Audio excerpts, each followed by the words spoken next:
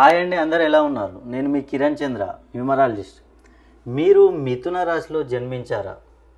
మిథున రాశిలో జన్మించిన వారికి ఈ 2026 పరాభవనామ సంవత్సరంలో జూన్ 2 తర్వాత నుండి మీకు అద్భుతంగా ఉండబోతుంది. ఎందుకంటే ఈ జూన్ 2 తర్వాత మిథున రాశి వారికి మిథున రాశి నుండి గురుడు కర్కాటక రాశిలోకి స్థానచలనం చేశాడు. కాబట్టి మిథున రాశి జన్మస్థానం నుండి కనుక మనం చూసుకున్నట్లయితే 2వ స్థానం అవుతుంది. ఆల్రెడీ మిథున రాశి వారికి కంటక శని యాక్టివేషన్లో ఉంది. అయినా కూడా మిథున రాశి వారికి 2వ స్థానం లాభస్థానం అవుతుంది. కాబట్టి వారికి ఉన్న సమస్యలు మొత్తం ఎలాంటి సమస్యలైనా కానివ్వండి, ఉద్యోగపరంగా ఎంతో కష్టపడి చదువుతూ ఉంటారు, ఉద్యోగాల కోసం ప్రయత్నం చేస్తూ ఉంటారు.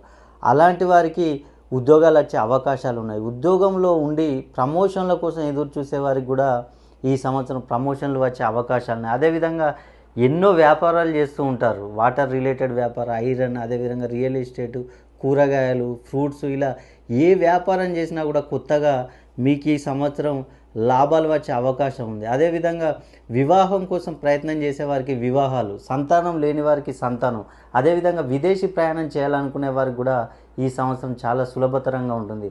కాబట్టి మీరు మిథున రాశిలో జన్మించి మీకేమైనా సమస్యలు ఉన్నట్లయితే మీ పేరులో దోషం ఉన్నట్లే. కాబట్టి ఒక్కసారి మీ పేరు సరిచేసుకో.